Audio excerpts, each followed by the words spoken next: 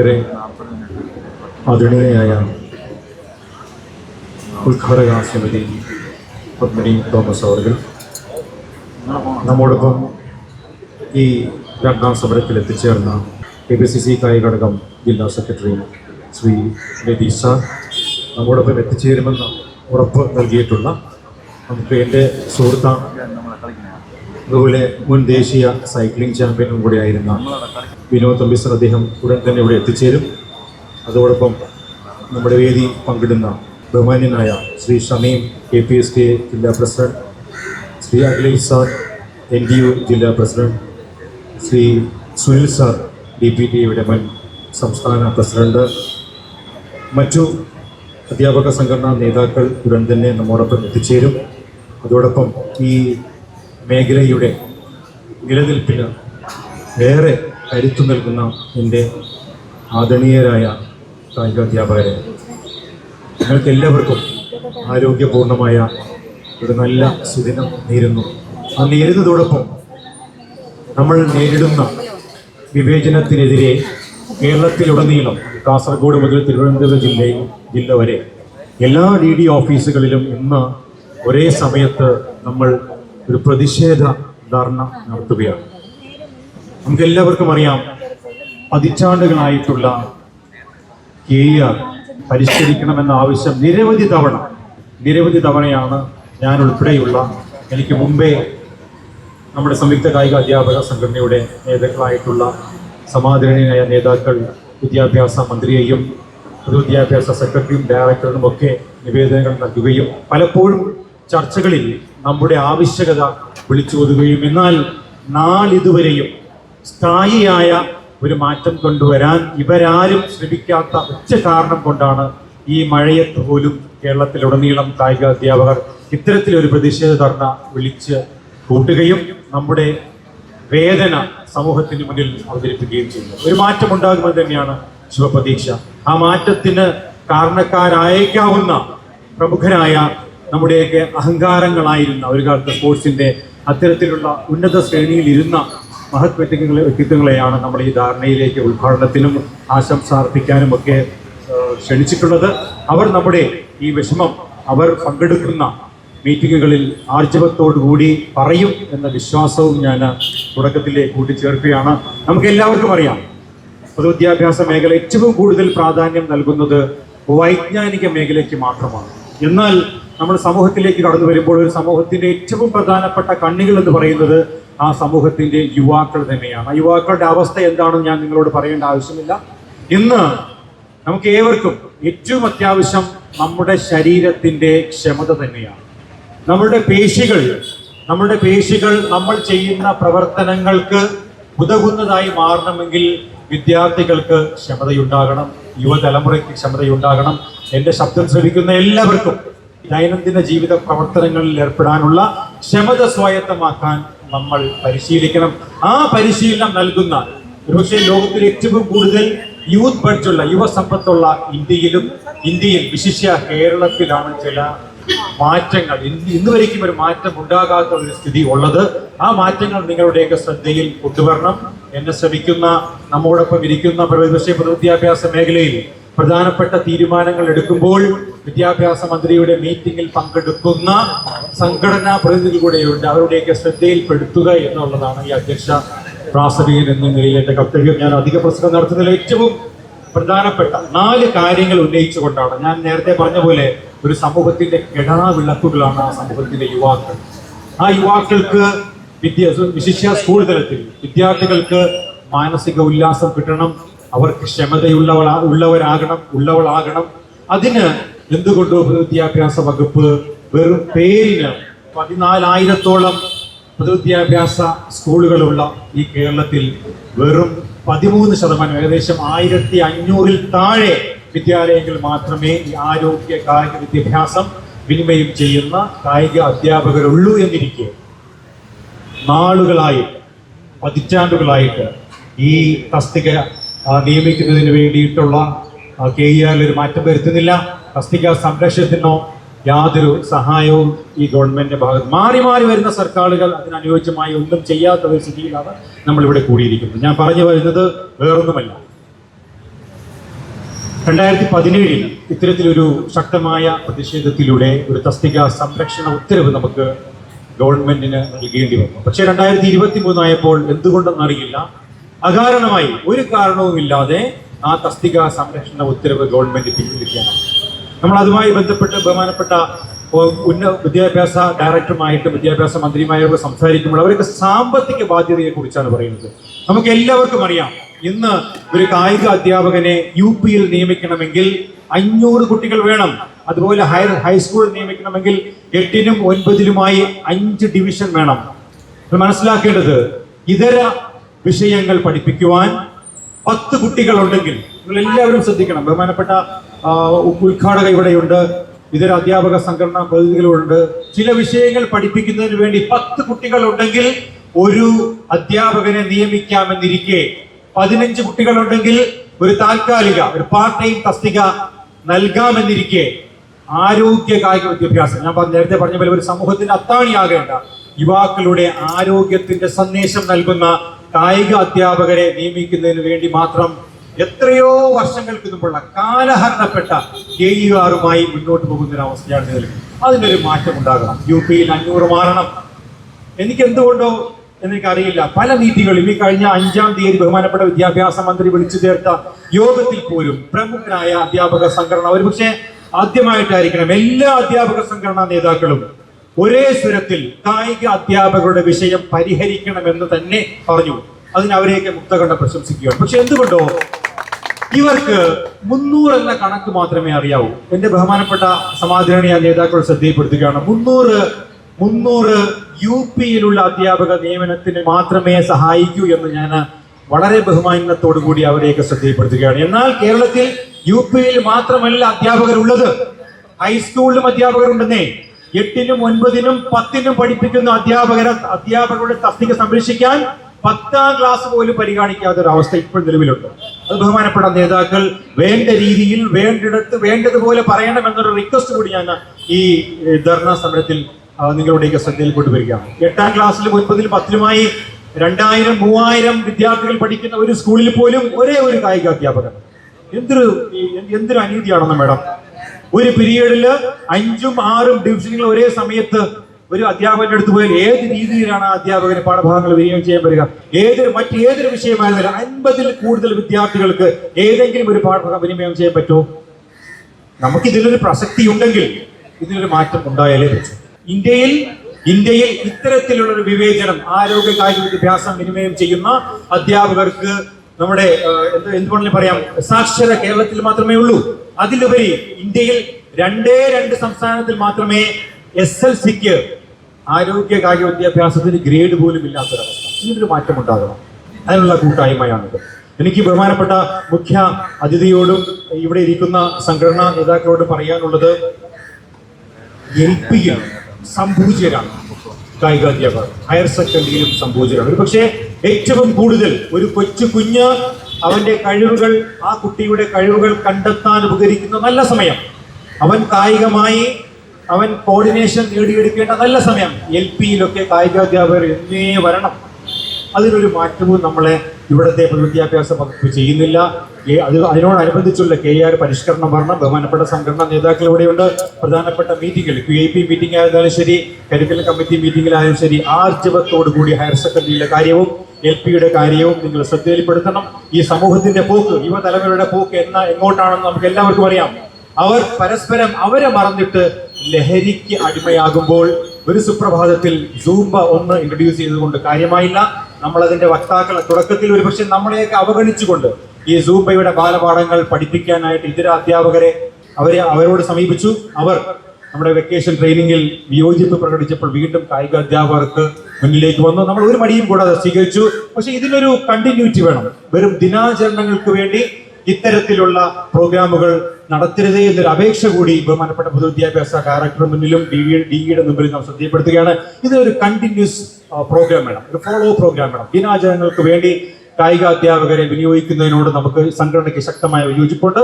ഇതിന് ആത്മാർത്ഥമായിട്ടാണ് സമൂഹത്തിന്റെ യുവതലമുറയുടെ ആരോഗ്യത്തെ ഫോക്കസ് ചെയ്തുകൊണ്ടാണ് ഇത്തരം പ്രോഗ്രാമുകൾ നിങ്ങൾ ഇംപ്ലിമെന്റ് ചെയ്യുകയാണെങ്കിൽ കൃത്യമായ പ്ലാനിങ്ങോടുകൂടി ഇത് സമൂഹത്തിൽ അവതരിപ്പിക്കാനുള്ള ശ്രമം നിങ്ങളുടെ ഭാഗത്ത് വേണം. ഞാനൊരു അധിക പ്രസംഗം നടത്തുന്നില്ല. നമ്മുടെ വിദ്യാഭ്യാസ വകുപ്പിന് മുന്നിൽ വെച്ച 4 പ്രധാനപ്പെട്ട കാര്യങ്ങളിൽ ഒന്ന് തസ്തിക സംരക്ഷണ ഉത്തരവ് പുനഃസ്ഥാപിക്കുക എന്നുള്ളതാണ്. അത് കഴിഞ്ഞ വർഷം വരെ 2023-24 കാലയളവിൽ സർവീസിൽ കയറിയ അധ്യാപകർക്ക് കൂടി, അത് എയ്ഡെന്നോ ഡിപ്പാർട്ട്മെന്റ് എന്നോ ഇല്ലാതെ എല്ലാവരെയും പരിഗണിച്ചുകൊണ്ട് തസ്തിക സംരക്ഷണ ഉത്തരവ് പുനഃസ്ഥാപിക്കുക എന്നുള്ളതാണ് നമ്മുടെ ആദ്യത്തെ ഡിമാൻഡ്. അത് നേടിയെടുക്കുന്നതുവരെ നിസ്സഹരണവുമായി നമ്മൾ മുന്നോട്ട് പോകുമെന്ന് സംസ്ഥാന തലത്തിൽ തീരുമാനിച്ചു കഴിഞ്ഞു. ഒരു സംശയവുമില്ല, നമുക്ക് എല്ലാവർക്കും അറിയാം, ഈ മേളകൾ വരുന്ന സമയത്ത് മാത്രമാണ് ഈ പറയുന്ന എല്ലാവരും കായികാധ്യാപകരെ ശ്രമിക്കുള്ളൂ. കായികാധ്യാപകരെ കേൾക്കണമെങ്കിൽ മേളകൾ വരണം. ഇത് കഴിഞ്ഞാൽ പിന്നെ നമ്മളെ കുറിച്ച് ചിന്തിക്കുന്ന അവസ്ഥയേ ഇല്ല. അപ്പൊ അതുകൊണ്ട് തന്നെ ഈ ഒരു അവസ്ഥയിൽ ബഹുമാനപ്പെട്ട നേതാക്കളും മുഖ്യ അതിഥികളും നമ്മുടെ വിഷയത്തിലുള്ള വിഷമം നമ്മുടെ സബ്ജക്റ്റ് വിനിമയം ചെയ്യുന്ന അധ്യാപകർ നേടുന്ന ഏറ്റവും പ്രധാനപ്പെട്ട വിഷയം തസ്തിക സംരക്ഷണം ഇല്ലാത്തത് തന്നെയാണ്. അത് പുനഃസ്ഥാപിക്കാനുള്ള ഇടപെടലുകൾ നിങ്ങളുടെ ഭാഗത്ത് വേണം. രണ്ടാമതായിട്ട് നമ്മൾ മുന്നോട്ട് വെക്കുന്നത് നേരത്തെ പറഞ്ഞ പോലെ സംപൂജ്യരായ ഹയർ സെക്കൻഡറിയിലും LP-യിലും ഒക്കെ കായിക അധ്യാപക തസ്തിക വരണമെന്നുള്ളതാണ്. അതിന് നിങ്ങളുടെ ഭാഗത്തു നിന്നുള്ള സപ്പോർട്ട് തേടുന്നു. അതോടൊപ്പം വർഷങ്ങളായിട്ട് ഈ കായിക അധ്യാപക തസ്തിക നിയമനത്തിന് മാത്രമാണ് മാനദണ്ഡം മാറ്റാത്തത്. എന്നാൽ നമുക്ക് എല്ലാവർക്കും അറിയാം, ഈ 2 ആഴ്ച മുമ്പ് 2019 ശേഷം കേറ്ററ്റ് നിർബന്ധമാക്കിയിരുന്നു ഗവൺമെന്റ്. പക്ഷേ പല അധ്യാപകർക്കും ആ കേറ്ററ്റിൽ പോലും ഇളവ് നൽകിക്കൊണ്ട് 2 ആഴ്ച മുമ്പ് ഭേദഗതികളോടെ ഗവൺമെന്റ് ചില ഉത്തരവുകൾ ഇറക്കി. അവിടെയും ഈ അധ്യാപകരെ വിസ്മരിക്കുന്ന ഒരു അവസ്ഥയാണ്.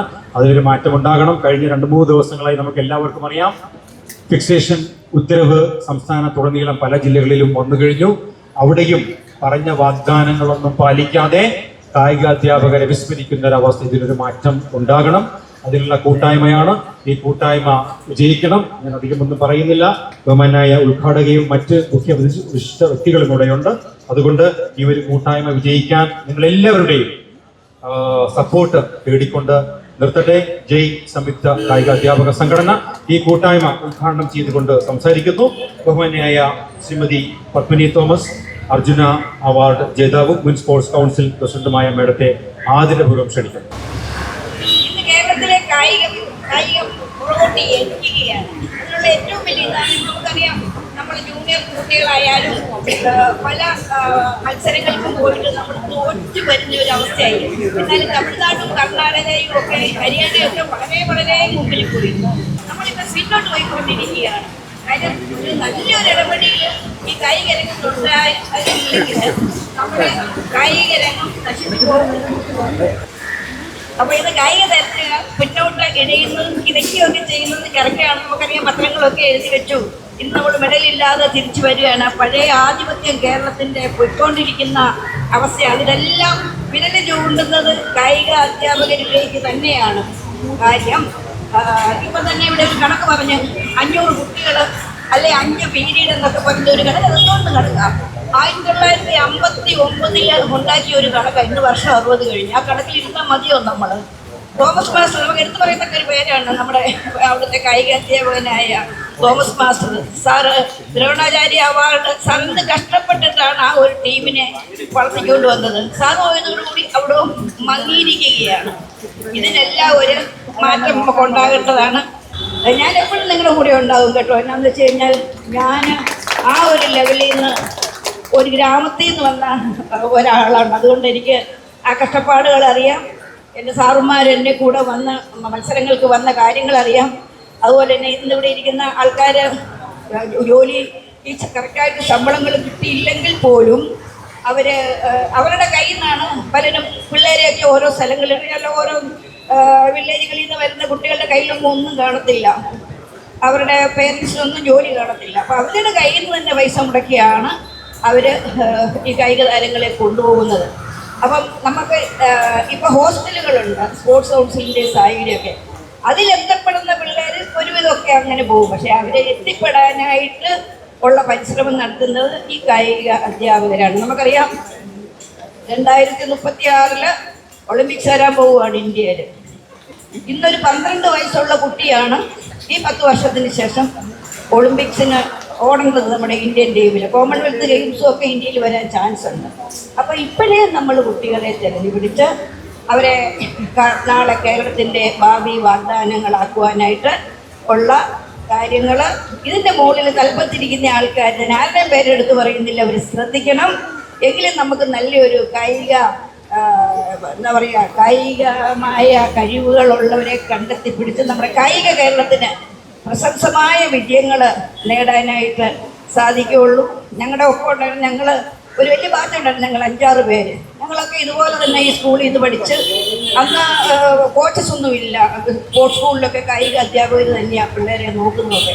അങ്ങനെ വളർന്നു വന്ന ഞങ്ങൾ ഇന്ന് ഈ നിലയിലായി. എന്നാൽ ഇപ്പം നമ്മുടെ കായിക രംഗത്ത് ഞങ്ങളെ പോലെയുള്ള ഒരു ബാച്ച് വരുന്നില്ല. അതുപോലെ തന്നെ കുട്ടികൾ തന്നെ ആയാലും, അധ്യാപകരുണ്ടെങ്കിലല്ലേ കുട്ടികളെ കണ്ടുപിടിക്കാനായിട്ട് സ്കൂളുകാർക്ക് പോലും പറ്റത്തുള്ളൂ. അതുകൊണ്ട് എല്ലാവരുടെയും ശ്രദ്ധ ഇനി വരുന്ന നമ്മുടെ ഇന്ത്യയിൽ പല മത്സരങ്ങളും നടക്കുകയാണ്. ഇപ്പം കൊച്ചുകുട്ടികളായിരിക്കുന്ന പിള്ളേരാണ് നാളെ വരേണ്ടത്.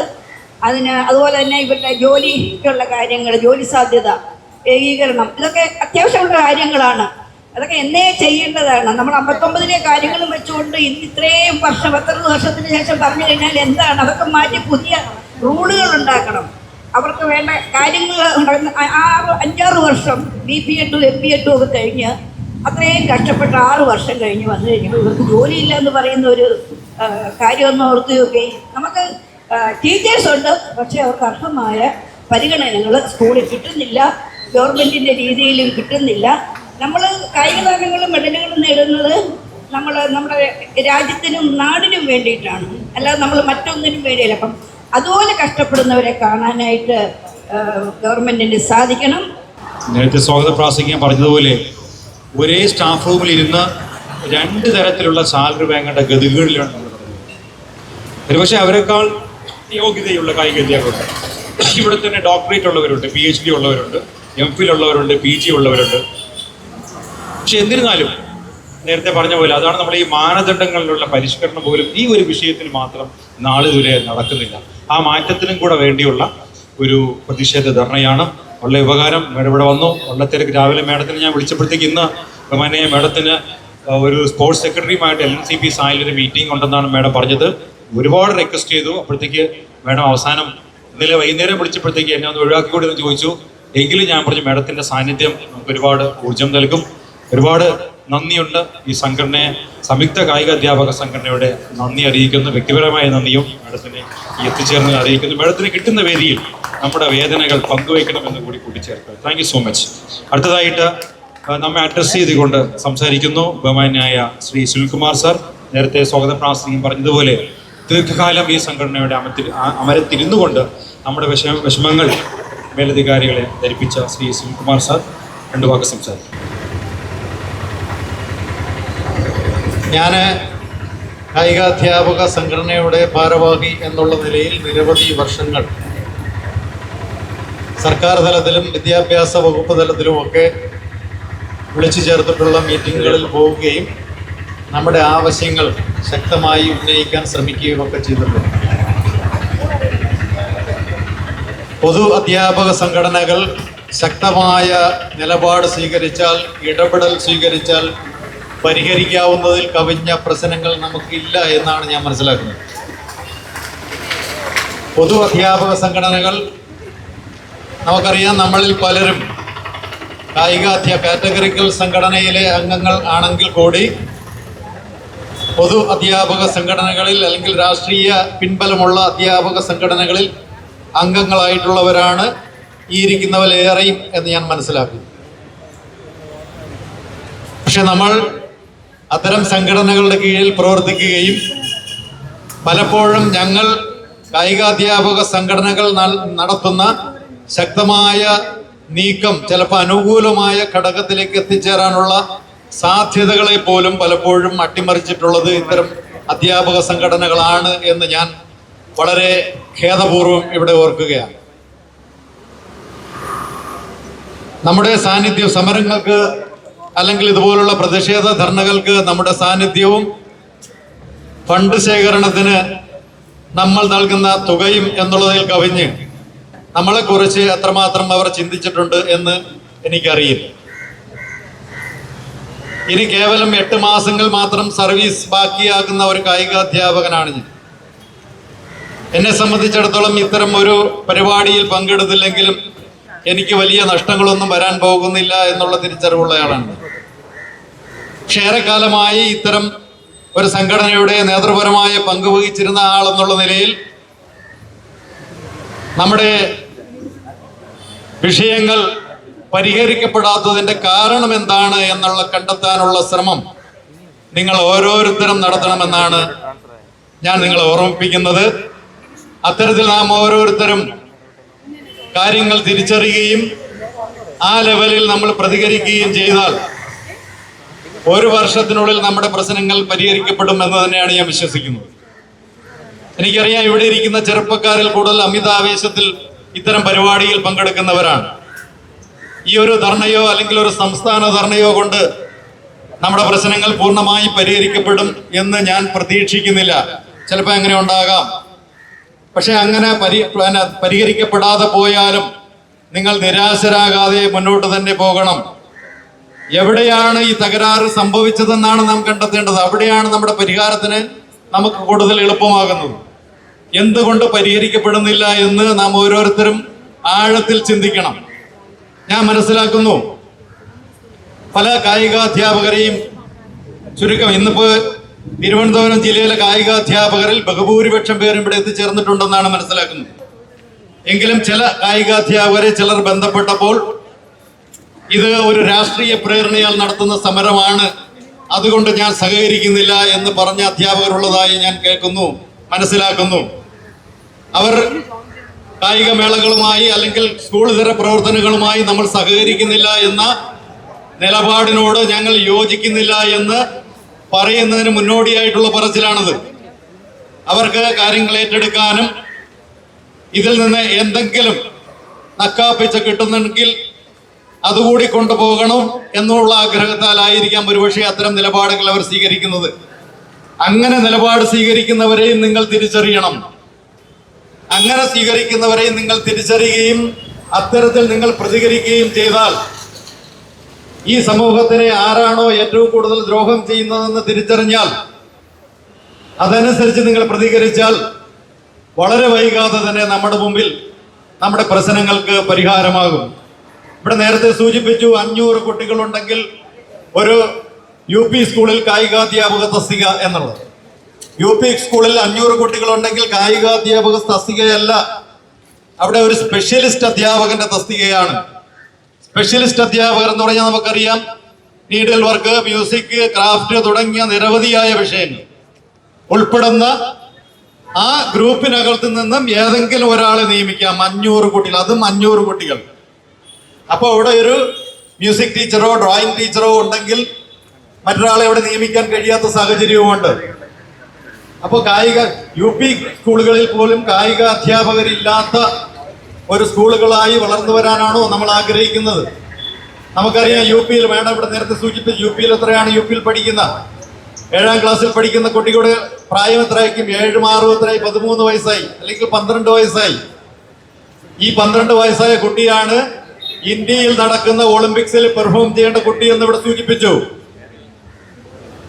ആര് ഈ കുട്ടിയെ കണ്ടെത്തും? UP സ്കൂളിൽ നമുക്കറിയാം, ഇന്ത്യയിൽ അത്ലറ്റിക്സ് രംഗത്ത് ഏറ്റവും മികവ് പുലർത്തിയിരുന്ന സംസ്ഥാനമാണ് കേരളം. ആ കേരളത്തിൽ നിന്ന് ഈ മേഖലയിലേക്ക് ആരും വരാതെ അങ്ങനെ കണ്ടെത്താനോ കഴിയാത്ത സ്ഥിതിയാണ് നമുക്കറിയുന്നത്. ദേശീയ തലത്തിലും അന്തർദേശീയ തലത്തിലും കായിക രംഗത്ത് കേരളത്തിന്റെ പ്രാധാന്യം എത്രയുണ്ട് എന്ന് നിങ്ങളെല്ലാവരും വീക്ഷിക്കുന്നുണ്ടെന്നറിയാം. പഴയ കാലത്തിൽ നിന്ന് വ്യത്യസ്തമായി വളരെ ചുരുങ്ങിയ അവസ്ഥയിലാണ്. 16 വർഷങ്ങളായി നമ്മൾ ദേശീയ സ്കൂൾ മീറ്റിൽ നേടിക്കൊണ്ടിരുന്ന ചാമ്പ്യൻഷിപ്പ് എന്ന പദവി പോലും നമുക്ക് നഷ്ടത്തിന്റെ വക്കിലെത്തി നിൽക്കുകയാണ്. ഞാൻ പലപ്പോഴും സൂചിപ്പിക്കാറുള്ളതാണ്, നമ്മളെല്ലാം നമ്മുടെ റോഡുകൾ പൊട്ടിപ്പൊളിഞ്ഞ് ദുർഘടമായി കിടന്നാൽ ആരും തിരിഞ്ഞു നോക്കില്ല. അതിലെ വാഹനത്തിൽ പോകുന്ന ആള് മറിഞ്ഞു വീണ് പുറകിലിരിക്കുന്ന ആള് തലയടിച്ച് മരിച്ചാൽ പിറ്റേ ദിവസം പത്രത്തിൽ വലിയ വാർത്തയും 1 മണിക്കൂറിനുള്ളിൽ ആ കുഴികൾ നികത്തുകയും ചെയ്യും. 2 3 ദിവസം വാർത്ത ഇങ്ങനെ നിറഞ്ഞു നിൽക്കും. അതുപോലെയാണ് നമ്മുടെ കേരളത്തിന്റെ രീതി. ദേശീയ രംഗത്ത് നമുക്ക് മെഡൽ നഷ്ടപ്പെടും, കഴിഞ്ഞ വർഷം നഷ്ടപ്പെടുമെന്നാണ് വിചാരിച്ചിരുന്നത്. പല കാരണങ്ങൾ കൊണ്ട്, വ്യത്യസ്തമായ രീതിയിൽ നടത്തുന്നത് കൊണ്ട് അത് പുറം ലോകം അറിഞ്ഞിട്ടില്ല. പക്ഷേ ഈ വരും വർഷത്തിൽ അത്തരത്തിൽ സംഭവിക്കുമെന്ന് തന്നെയാണ് പ്രതീക്ഷിക്കുന്നത്. അങ്ങനെ സംഭവിക്കണമെന്ന് ആഗ്രഹിച്ചുകൊണ്ട് പറയുന്നതല്ല. അങ്ങനെ സംഭവിക്കുമ്പോൾ പത്രങ്ങൾ, മാധ്യമങ്ങളെല്ലാം ഇത് ചർച്ചയാക്കും. എവിടെയാണ് നമ്മുടെ വീഴ്ച എന്ന് കണ്ടെത്താനും ചർച്ച ചെയ്യാനും ശ്രമിക്കും. ചിലപ്പോൾ അന്നേരം പരിഹാരവുമായിരിക്കും. പക്ഷേ ഞാൻ പലപ്പോഴും പല മന്ത്രിതല മീറ്റിങ്ങുകളിലടക്കം പറഞ്ഞിട്ടുള്ള ഇത് സൂചിപ്പിച്ചിട്ടുള്ളതാണ്. അത്തരം ഒരു വീഴ്ചയിലേക്ക് എത്തി പരിഹാരം കാണുന്നതിന് പകരം ഇപ്പോഴേ നമ്മൾ പരിഹാരത്തിന് ശ്രമിച്ചാൽ ആ പരിഹാരത്തിന്റെ ശ്രമം 5 കൊല്ലമെങ്കിലും മിനിമം വേണം അതിന്റെ റിസൾട്ടിലെത്താൻ. അപ്പോൾ ഇനി നമ്മൾ ഇതിൽ നിന്ന് പിറകിലോട്ട് പോയി ഇത് നഷ്ടപ്പെട്ടതിന് ശേഷം പുതിയ പ്രോജക്റ്റുകൾ കൊണ്ടുവന്ന് പ്രവർത്തനം ആരംഭിച്ചാൽ 5 or 8 വർഷം കഴിയും നമ്മുടെ മുമ്പിൽ അതിന്റെ റിസൾട്ട് കിട്ടുന്നതിന്. എന്തായാലും ഈ അടുത്ത കാലത്തൊന്നും നമ്മുടെ പ്രശ്നങ്ങൾ ആ തരത്തിൽ പരിഹരിക്കപ്പെടാൻ കഴിയും എന്ന് തോന്നുന്നില്ല. ഇത്തരത്തിൽ ഗുരുതരമായ വിഷയങ്ങളാണ് നമ്മൾ മറ്റുള്ളവരുടെ മുമ്പിൽ ചൂണ്ടിക്കാണിക്കേണ്ടത്. കായിക രംഗത്ത് ഏറ്റവും കൂടുതൽ കുട്ടികളെ സംഭാവന ചെയ്തത് കേരളമാണ്. നമുക്കറിയാം, നേരത്തെ ഇവിടെ സൂചിപ്പിച്ചു തോമസ് മാഷ് എവിടെയാണ് പരിശീലനം നടത്തിയത്? കോരത്തോട് എന്ന് പറയുന്ന ഒരു മലയോര കുഗ്രാമത്തിൽ.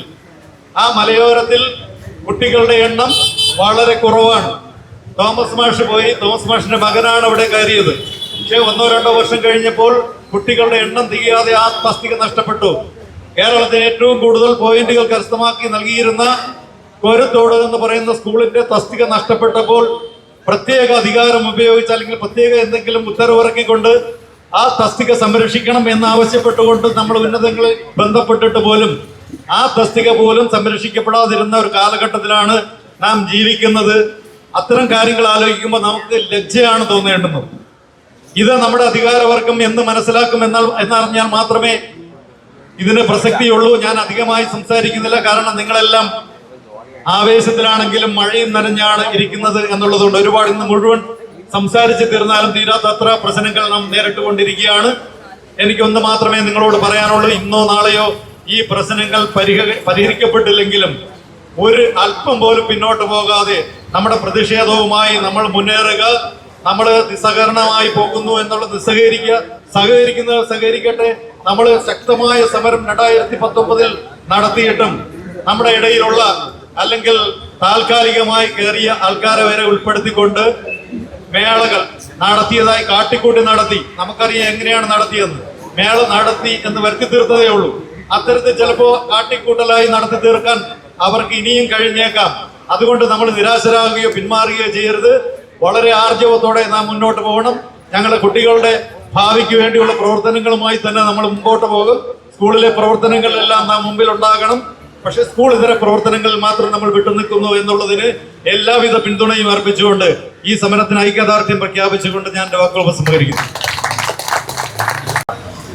സുനിൽ സാറ് നമ്മുടെ മുന്നിൽ പറഞ്ഞത്, എനിക്ക് നിങ്ങളുടെ മുമ്പിൽ ഒരു കാര്യം കൂടെ കൂട്ടിച്ചേർക്കാനുള്ളത്. കഴിഞ്ഞ 5-ാം തീയതി ബഹുമാന്യയായ പുതുതായി ചാർജ് എടുത്ത പ്രിൻസിപ്പൽ സെക്രട്ടറിയുമായിട്ട് ഏകദേശം 1.5 മണിക്കൂറോളം സംസാരിക്കാൻ കഴിഞ്ഞു. നിങ്ങൾ മനസ്സിലാക്കേണ്ട, കായിക അധ്യാപകർ ഇല്ലാത്ത സ്കൂളുകളിൽ പ്രോഫിറ്റ്ലെസ് എന്നൊരു പ്രൊജക്റ്റുമായി ഗവൺമെന്റ് മുന്നോട്ട് പോവുകയാണ്. പ്രോഫിറ്റ്ലെസ് കായിക അധ്യാപകരോടെ വേണ്ട. പക്ഷെ അതിനെ കൂടെ പിടിക്കുന്നത് നേരത്തെ ബഹുമാന്യ സുനിൽ സാറ് പറഞ്ഞതുപോലെ നമ്മൾക്കിടയിലുള്ള ചില അധ്യാപക സുഹൃത്തുക്കളാണെന്ന് കൂടി നിങ്ങൾ മനസ്സിലാക്കുക. നമ്മൾ ഇനിയും അവരെയൊക്കെ നമ്മളോടൊപ്പം കൂട്ടി നിർത്തിക്കളഞ്ഞാൽ ഈ തസ്തിക പൂർണ്ണമായും ഇല്ലാതാക്കിയിട്ട് മാത്രമേ അവർ ഇവിടെ നിന്ന് വിരിഞ്ഞു പോകൂ എന്നുള്ള കാര്യം ഞാൻ കൂട്ടിച്ചേർക്കുകയാണ്. വേറൊരു കാര്യം കൂടെ നിങ്ങൾ മനസ്സിലാക്കേണ്ടത്, ഈ ലയനം വരുന്നുണ്ട്. എന്തായാലും ലയനം യാഥാർത്ഥ്യമാകും. ആ സമയത്ത് ബഹുമാന്യനായ DG നമ്മോട് ആവശ്യപ്പെട്ടത് നിങ്ങളുടെ സഹകരണമാണ്. അപ്പോൾ നമ്മൾ അദ്ദേഹത്തോട് ചോദിച്ചു, ഏത് തരത്തിലുള്ള സഹകരണമാണ് സാറേ? ഇവിടെ എല്ലാവരും കേൾക്കണം. എന്നിട്ട് വേണം നിങ്ങൾ സബ് ജില്ലാ സെക്രട്ടറിമാരും റവന്യൂ ജില്ലാ സെക്രട്ടറിമാരും ആകാൻ മുന്നോട്ട് പോകേണ്ടത്. അദ്ദേഹം പറഞ്ഞു, ലയനം യാഥാർത്ഥ്യമാകുമ്പോൾ മറ്റ് സബ്ജക്ട് ടീച്ചേഴ്സിന് ഉറപ്പായും ചില തസ്തികകൾ നഷ്ടപ്പെടാം. ആ തസ്തിക സംരക്ഷിക്കാനുള്ള തസ്തികയായിട്ട് കുറച്ച് സമയമെങ്കിലും കായിക അധ്യാപക തസ്തിക നിങ്ങൾ വിട്ടുതരണമെന്ന് ഈ ഇപ്പോൾ ഉള്ള ബഹുമാനപ്പെട്ട പൊതുവിദ്യാഭ്യാസ ഡയറക്ടർ നമ്മോട് ആവശ്യപ്പെട്ട സത്യം നിങ്ങൾ മനസ്സിലാക്കുക. അപ്പൊ അതിനൊക്കെ ഉപദേശം നൽകുന്നത് അദ്ദേഹത്തിന്റെ മനസ്സിൽ വരുന്ന ആശയമൊന്നുമല്ല. നമ്മോടൊപ്പം നിൽക്കുന്ന, നമ്മോടൊപ്പം ഒരു കാലത്ത് വർക്ക് ചെയ്ത് പ്രധാനപ്പെട്ട പോസ്റ്റുകൾ ഇരുന്നു കൊണ്ട് നമുക്കെതിരെ പ്രവർത്തിക്കുന്ന ചില വ്യക്തികളെ നമ്മൾ നമ്മുടെ കൂട്ടത്തിൽ നിന്ന് ഒറ്റപ്പെടുത്തിയാലേ നമുക്കൊരു മാറ്റം ഉണ്ടാക്കിയെടുക്കാൻ പറ്റും. അതിലേക്കായിരുന്നു ബഹുമാനായ സുനിൽ സാർ നമ്മളെ ഉണർത്തിയത്. അതിന് ഈ കൂട്ടായ്മയ്ക്ക് കഴിയണം. എങ്കിൽ മാത്രമേ നേരത്തെ സാറ് പറഞ്ഞ പോലെ ഒരാഴ്ച കൊണ്ട്, ഒറ്റ ദിവസം കൊണ്ട് നമുക്ക് വേണ്ട തസ്തികാ സംരക്ഷണ ഉത്തരവിറക്കാവുന്നതേ ഉള്ളൂ. ഞാൻ വെറുതെ പറയുന്നതല്ല, തെളിവ് എൻ്റെ അടുത്തുണ്ട്. ഞാൻ നമ്മുടെ ഫിനാൻസ് സെക്രട്ടറിയുമായിട്ട് സംസാരിക്കാൻ കഴിഞ്ഞു ഒരു 3 ആഴ്ച മുമ്പ്. നമ്മുടെ ആ തസ്തികാ സംരക്ഷണ ഉത്തരവ് ക്യാൻസൽ ചെയ്യാനുള്ള കാരണം അവർ പറഞ്ഞു. ആ മേഡം പറയാണ് 7 അധ്യാപകരുടെ വിഷയം പറഞ്ഞുകൊണ്ട് ആ ഫയൽ ഒരു കാരണവശാലും ഫിനാൻസ് ഡിപ്പാർട്ട്മെന്റിൽ അയക്കേണ്ട ഒരു ആവശ്യമില്ലെന്ന് പറഞ്ഞു. എന്നാൽ ചില തസ്തികകൾ സംരക്ഷിക്കാനും ചില തസ്തികകൾ ഉണ്ടാക്കാനും വേണ്ടിയിട്ട് ഉള്ള കാര്യം പത്രമാധ്യമങ്ങളിൽ കൂടെയാണ് ഫിനാൻസ് സെക്രട്ടറി പോലും അറിയുന്ന അവസ്ഥ ഇപ്പോൾ നിലവിലുണ്ട്. നമ്മോട് കാണിക്കുന്ന വിവേചനത്തിനെതിരെ നമ്മൾ കൂട്ടായി നിന്ന് കഴിഞ്ഞാൽ നേരത്തെ സുനിൽ സാറ് പറഞ്ഞ പോലെ ഉറപ്പാണ് മാറ്റങ്ങൾ ഉണ്ടാകും. അതിന് നമുക്ക് ഒരുമിച്ച് നിൽക്കാം. ഞാൻ ബഹുമാനായ നമ്മുടെ ക്ഷണം സ്വീകരിച്ച് ഇവിടെ എത്തിയ AKSTUവിന്റെ സംസ്ഥാന കമ്മിറ്റി അംഗം ഇവിടെ എത്തിയിട്ടുണ്ട്. അദ്ദേഹത്തെ ഈ വേദിയിലേക്ക് സാദരം സ്വാഗതം ചെയ്യുന്നു. 2 വാക്ക് സംസാരിക്കാനായി ബഹുമാനായ ശ്രീ A. ഷാനവാസ് സാറിനെ ക്ഷണിക്കുന്നു. AKSTUവിന്റെ സംസ്ഥാന കമ്മിറ്റി അംഗം. വിവിധ ആവശ്യങ്ങൾ ഉന്നയിച്ചുകൊണ്ട് ഇന്ന് കേരളത്തിൽ അങ്ങോളം ഇങ്ങോളമുള്ള DD ഈ ഓഫീസുകളിലേക്ക് കായിക അധ്യാപകർ മാർച്ചും ധർണയും സംഘടിപ്പിച്ചിരിക്കുകയാണ്. ഈ ജൂലൈ മാസം എന്ന് പറയുമ്പോൾ എനിക്ക് തോന്നുന്നു സർവീസ് ജീവനക്കാരുടെ പ്രക്ഷോഭങ്ങളുടെ കാലഘട്ടമാണെന്ന് തോന്നുന്നു. ഈ വരുന്ന ശനിയാഴ്ച 19-ാം തീയതി AKSTUവിൻ്റെ നേതൃത്വത്തിൽ വിവിധ DD ഓഫീസുകളിലേക്കും DO ഓഫീസുകളിലേക്കും മാർച്ച് സംഘടിപ്പിച്ചിട്ടുണ്ട്. അതുപോലെ തന്നെ KSTയും KPSTയും എല്ലാം പ്രക്ഷോഭ പരിപാടികളുമായി മുന്നോട്ട് പോയിക്കൊണ്ടിരിക്കുകയാണ്. ആ അവസരത്തിലാണ് കായിക അധ്യാപകരുടെ പ്രശ്നങ്ങൾ ഉന്നയിച്ചുകൊണ്ട് ഇവിടെ മാർച്ചും ധർണയും സംഘടിപ്പിച്ചിരിക്കുന്നത്. ഈ അവസരത്തിൽ എന്ത് പറയണം എന്ന് എനിക്ക് വ്യക്തത പോരാ. കാരണം ഇതുവരെ സംസാരിച്ചതിൽ നിന്നൊക്കെ മനസ്സിലായത് നിങ്ങൾ വളരെ ശക്തമായ തീരുമാനങ്ങളാണ് എടുത്ത് മുന്നോട്ട് പോകുന്നതെന്നുള്ളതാണ്. കായിക മേഖലയിൽ വർഷങ്ങളായി മാറ്റങ്ങൾ സംഭവിക്കുന്നില്ല എന്നുള്ളത് പരമാർത്ഥമാണ്. കാരണം ഇതിനു മുമ്പും ഇതിനേക്കാൾ വലിയ സമരം കായിക മേഖലയിൽ ചെയ്തിട്ടുണ്ട്. പക്ഷെ അതിനൊന്നും വലിയ റിസൾട്ട് ഉണ്ടായിട്ടില്ല. കേരളത്തിലെ പൊതുവിദ്യാലയങ്ങൾ ആകർഷകമാക്കുക തന്നെ വേണം. കേരളത്തിലെ പൊതുവിദ്യാലയങ്ങൾ അനാകർഷകമായാൽ അവിടേക്ക് കുട്ടികൾ വരാതാകും. കുട്ടികൾ വരാതായാൽ നമ്മുടെ തസ്തികകൾ പൂർണ്ണമായും നഷ്ടപ്പെടും. അതുകൊണ്ട് പൊതുവിദ്യാലയങ്ങളെ ദോഷകരമായി ബാധിക്കുന്ന ഒരു കാര്യങ്ങളും അധ്യാപകരായ നമ്മൾ ചെയ്യാൻ പാടില്ല. മുൻകാലങ്ങളിൽ കായിക മേഖലയിൽ പാഠപുസ്തകങ്ങളൊന്നും ഇല്ലായിരുന്നു. വെറും ഞാനൊക്കെ പഠിക്കുമ്പോൾ അങ്ങനെയാണ്, നിങ്ങളും അങ്ങനെ ആയിരുന്നിരിക്കും. ഇപ്പോൾ അതിലെ മാറ്റം വന്നിട്ടുണ്ട്, പാഠപുസ്തകങ്ങൾ വന്നിട്ടുണ്ട്. ആരോഗ്യ കായിക വിദ്യാഭ്യാസം എന്നുള്ള നിലയിലേക്ക് ആ കാര്യങ്ങൾ മാറ്റിയിട്ടുണ്ട്. ധാരാളം സ്പോർട്സ് കിറ്റുകളും ഉപകരണങ്ങളും ഒക്കെ സ്കൂളുകളിൽ അവൈലബിൾ ആണ്. പൊതുവിദ്യാലയങ്ങളുടെ കെട്ടിടങ്ങൾ മാറുന്നതോടൊപ്പം തന്നെ അതിൻ്റെ അക്കാഡമിക് രംഗം മാറ്റുന്നതിനും സർക്കാർ ശ്രമിച്ചുകൊണ്ടിരിക്കുന്നു. ഈ വർഷം തന്നെ പുതിയ പുതിയ ടെക്നോളജികൾ, ആർട്ടിഫിഷ്യൽ ഇൻ്റലിജൻസ് പോലുള്ള റോബോട്ടിക് സാങ്കേതിക വിദ്യകൾ പോലുള്ള പരിപാടികളിലൂടെ പൊതുവിദ്യാലയങ്ങളെ ആകർഷകമാക്കിക്കൊണ്ടിരിക്കുകയാണ്. ആ അവസരത്തിൽ പക്ഷേ ഈ മാറ്റങ്ങൾ വരാത്തത് നേരത്തെ ഈ പറഞ്ഞതുപോലെ ജീവനക്കാരുടെ സേവന വേതന വ്യവസ്ഥകളും അവരുടെ തൊഴിൽ സംരക്ഷണവും തന്നെയാണ്. ആ കാര്യങ്ങൾ നമ്മളെപ്പോഴും ചൂണ്ടിക്കാണിക്കുക തന്നെ വേണം. പ്രൊട്ടക്ഷൻ ആനുകൂല്യങ്ങൾ, ജനന റേറ്റ് കുറഞ്ഞുകൊണ്ടിരിക്കുകയാണ്. ഒരു സർവേയിൽ വായിച്ചപ്പോൾ മനസ്സിലാക്കാവുന്നത് 2080 ആകുമ്പോൾ ഇപ്പോൾ ഉള്ള ജനസംഖ്യയുടെ പകുതിയായി കുറയുമെന്നാണ്. മുൻകാലങ്ങളിൽ 4 ലക്ഷം പേരൊക്കെയാണ്, 4 ലക്ഷം പേര് ഒരു വർഷം സ്കൂളിൽ 1-ാം ക്ലാസ്സിൽ അഡ്മിഷൻ എടുത്തുകൊണ്ടിരുന്നപ്പോൾ കഴിഞ്ഞ വർഷം അഡ്മിഷൻ ആയത് കുട്ടികളുടെ എണ്ണം 2,44,000. കഴിഞ്ഞ വർഷത്തിൽ നിന്ന് ഈ വർഷം കുറഞ്ഞ കുട്ടികളുടെ എണ്ണം ഓരോ വർഷവും 14,000-ത്തിലധികം കുട്ടികൾ കുറഞ്ഞിരിക്കും. അത് സ്വാഭാവികമായും മുന്നോട്ട് വരുമ്പോൾ നമ്മളെല്ലാം ബാധിക്കും. കുട്ടികളുടെ ജനന നിരക്ക് കുറയുകയാണ്, കുട്ടികളില്ല. ആ സമയത്ത് ഗവൺമെന്റ് ചെയ്യേണ്ടത് തീർച്ചയായിട്ടും അധ്യാപകർക്ക് പ്രൊട്ടക്ഷൻ കൊടുക്കുക എന്നുള്ളതാണ്. അതിവിടെ സംഭവിക്കുന്നില്ല എന്നുള്ളതാണ് ഈ പ്രക്ഷോഭത്തിന്റെ കാതലായ ഒരു പ്രശ്നം. 1:500 എന്നുള്ളത് അതിപ്പോഴും നിലനിൽക്കുന്നു. 1:300ലേക്ക് മാറ്റിക്കഴിഞ്ഞാൽ അതിന് ഒത്തിരി ഗുണങ്ങളുണ്ടാകും. അതുമാത്രമല്ല, എയ്ഡഡ് ഗവൺമെൻറ് മേഖലയിൽ രണ്ടും രണ്ടായി കാണാതെ ഒരേ രീതിയിലുള്ള നയങ്ങൾ രണ്ട് ഭാഗത്ത് നടപ്പിലാക്കിയാൽ അവരുണ്ടാവും. അവരുടെ പ്രൊട്ടക്ഷൻ സംരക്ഷിക്കുന്നതോടൊപ്പം തന്നെ ഗവൺമെൻറ് മേഖലയിലുള്ള ആൾക്കാരുടെയും പ്രൊട്ടക്ഷൻ സംരക്ഷിക്കേണ്ടതുണ്ട്.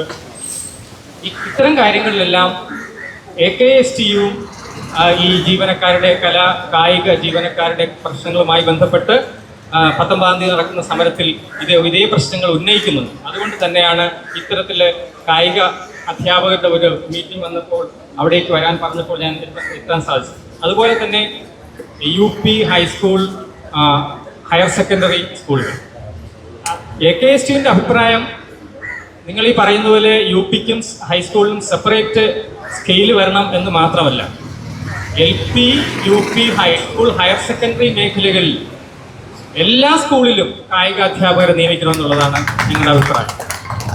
അങ്ങനെ വരുമ്പോൾ ധാരാളം തൊഴിൽ സാധ്യതകളുണ്ടാകും. സ്പോർട്സിന് ഗവൺമെൻറ് ധാരാളം മേന്മകളും കാര്യങ്ങളും ചെയ്യുന്നുണ്ട്. ഇന്ന് കേരളത്തിൽ വിദ്യാഭ്യാസ രംഗത്ത് കേരളം 1-ാം നമ്പർ എന്ന് പറയുന്നത് മറ്റ് ഭാഷാ അധ്യാപകരുടെ പരിശ്രമ ഫലമായിട്ടാണെങ്കിൽ കേരളം കായിക രംഗത്ത് 1-ാം സ്ഥാനത്താണ്.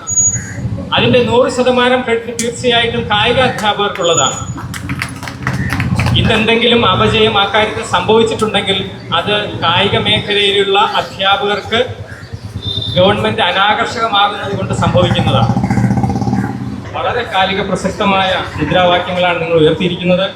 ഈ മുദ്രാവാക്യങ്ങളുമായി നിങ്ങൾ ശക്തമായ പ്രശ്നം, നേരത്തെ ഇവിടെ പറഞ്ഞതുപോലെ 1-2 വർഷം കൊണ്ട് നടപ്പിലാക്കിയെടുക്കാൻ കഴിയില്ല. പ്രീ പ്രൈമറി മേഖലയിലെ അധ്യാപകർ, ഓരോ മേഖലയിലും പ്രശ്നങ്ങളുണ്ട്.